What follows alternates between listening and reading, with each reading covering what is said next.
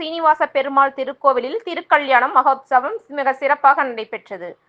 கோவை தடாகம் சாலை இடையார்பாளையம் பூம்புகார் நகர் பகுதியில் உள்ள திருக்கோவிலில் திருக்கல்யாணம் மகோத்சவம் விமரிசையாக நடைபெற்றது. திருவிழாவானது சீர்வரிசை கொண்டு வருதல் தொடங்கி மாலை மாற்றுதல் வைபவம் மற்றும் மாங்கல்ய தாரணம் நிகழ்ச்சியை தொடர்ந்து மாபெரும் அன்னதானம் நடைபெற்றது.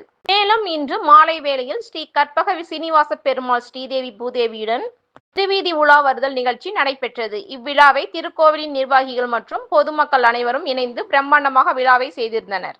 இத்திருக்கோவிலில் அலர்மேல் மங்கை தாயார், சக்கரத்தாழ்வார், யோக நரசிம்மர், விஸ்வக்சேனர், லட்சுமி ஹயக்ரீவர், தன்வந்திரி, பக்த ஆஞ்சநேயர், கருடாழ்வார், கைலாச விநாயகர் போன்ற சுவாமிகள் இங்கு பக்தர்களுக்கு தரிசனம் செய்கிறார்கள்.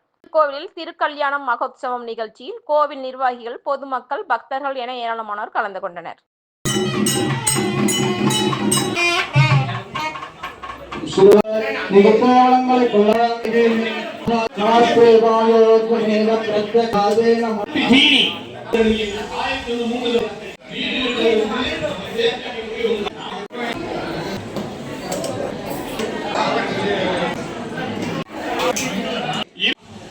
சித்தப்பா போய் மாமா நல்லா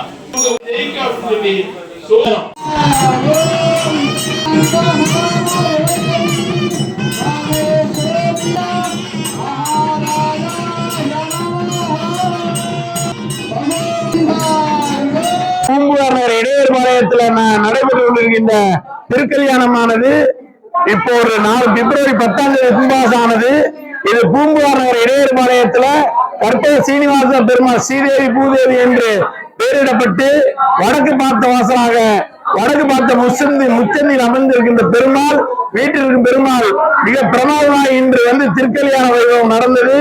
திருக்கல்யாண வைபவம் திரு வேணுகோபால் சாமிகள் தலைமையில ரொம்ப சீரோடு சிறப்போடு நடந்தது. இந்த நகர்ல இந்த தனியார் இந்த இடத்தை வாங்கி ரொம்ப சீரோடு சிறப்போடு நகர் மக்களால் பிரதிஷ்டை செஞ்சு ரொம்ப அருமையா அந்த நகர் பெருமாள் கோயில் நடந்துட்டு இருக்கு. இன்னைக்கு காலையில யாக வேள்வி நடந்து நல்ல திருக்கல்யாணம் முடிந்து காலை அன்னதானம் மதிய அன்னதானத்தோடு நிறைவு பெற்று சரியாக மாலை 6:30 மணிக்கு ஸ்ரீதேவி கற்பக சீனிவாச பெருமாள் திருவீதி உலாவை ஏற்பாடு செய்திருக்கு. இந்த நகர்ல இருக்க எல்லாரும் நல்ல ஒத்துழைப்போட நல்ல ஒரு வீர முனீஸ்வரர் வெள்ளை முனீஸ்வரர் அருளோட கற்பக விநாயகர் அருளோட கற்பர் சாய்பாபா அருளோட இந்நகர் மக்களோட ஆசீர்வாதத்தோட பெருமாள் வீட்டிலிருந்து மிக சீரோடு சிறப்போடும் இந்த நிகழ்வு நடந்துகிட்டு இருக்கு. இந்த பேராதரவுக்கு கொடுத்த அனைத்து நகர் மக்களுக்கும் கோயம்புத்தூர் நகர் மக்களுக்கும் வீட்டிற்கும் அனைவருக்கும் நாங்கள் நன்றியை தெரிவித்துக்கிறோம். கோயிலோட சிறப்பு அம்சம் வடக்கு பார்த்து இருக்கு.